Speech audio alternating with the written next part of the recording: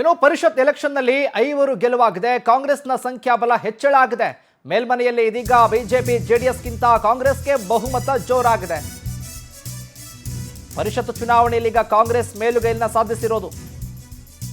ಮೈತ್ರಿಗಿಂತ ಹೆಚ್ಚು ಕಾಂಗ್ರೆಸ್ಗೆ ಬಲ.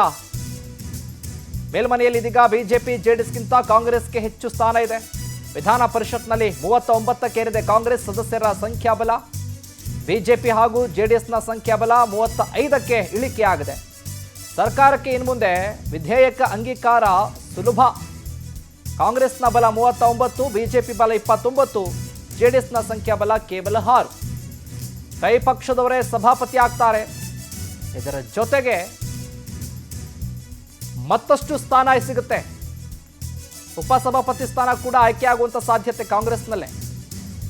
ಇನ್ನು ಜುಲೈ 21ಕ್ಕೆ 5 ನಾಮನಿರ್ದೇಶಿತ ಸದಸ್ಯರ ಸ್ಥಾನಗಳಿಗೂ ಕೂಡ ಖಾಲಿಯಾಗುತ್ತೆ. ಬಿಜೆಪಿಯ ಎಚ್ ವಿಶ್ವನಾಥ್, ಶಾಂತಾರಾಮ್ ಸಿದ್ದಿ, ತಳವಾರ್ ಸಾಬಣ್ಣ, ಭಾರತಿ ಶೆಟ್ಟಿ ಹಾಗೆ ಕಾಂಗ್ರೆಸ್ನ ರಮೇಶ್ ಬಾಬು ಅವರ ಅವಧಿ ಜುಲೈ 21ಕ್ಕೆ ಅಂತ್ಯ ಆಗುತ್ತೆ. ಬಿಜೆಪಿಯ 4 ಹೆಚ್ಚುವರಿ ಸ್ಥಾನಗಳು ಕೂಡ ಕಾಂಗ್ರೆಸ್ನ ಪಾಲಾಗೋದು ಪಕ್ಕಾ ಅಂತ ಹೇಳಲಾಗ್ತಾ ಇದೆ. ಹೊಸ ಸದಸ್ಯ ನಾಮನಿರ್ದೇಶನ ಪ್ರಕ್ರಿಯೆ ಆದರೆ ಕಾಂಗ್ರೆಸ್ಗೆ ಬಲ ಮತ್ತಷ್ಟು ಜಾಸ್ತಿ ಆಗುತ್ತೆ. 44ಕ್ಕೆ ಏರಿಕೆ ಆಗುತ್ತೆ. ಆಮೇಲೆ ಸರ್ಕಾರಕ್ಕೆ ವಿಧೇಯಕ ಮಂಡನೆಗೆ ಯಾವುದೇ ಸಮಸ್ಯೆಗಳಿರೋದಿಲ್ಲ. ಮೇಲ್ಮನೆಯಲ್ಲೂ ಕೂಡ ಕಾಂಗ್ರೆಸ್ಗೆ ಬಲ ಜಾಸ್ತಿ ಆಗುತ್ತೆ. ವಿಧಾನಸಭೆಯಲ್ಲೂ ಕೂಡ ಕಾಂಗ್ರೆಸ್ನೇ ಆಡಳಿತ ಪಕ್ಷದೇ ಇದೆ. ಹಾಗಾಗಿ ಸಭಾಪತಿ ಉಪಸಭಾಪತಿ ಕೂಡ ಕಾಂಗ್ರೆಸ್ನಲ್ಲೇ ಆಯ್ಕೆ ಆಗೋದು ಕೂಡ ಪಕ್ಕಾ ಅಂತ ಹೇಳಲಾಗ್ತಾ ಇರೋದೀಗ.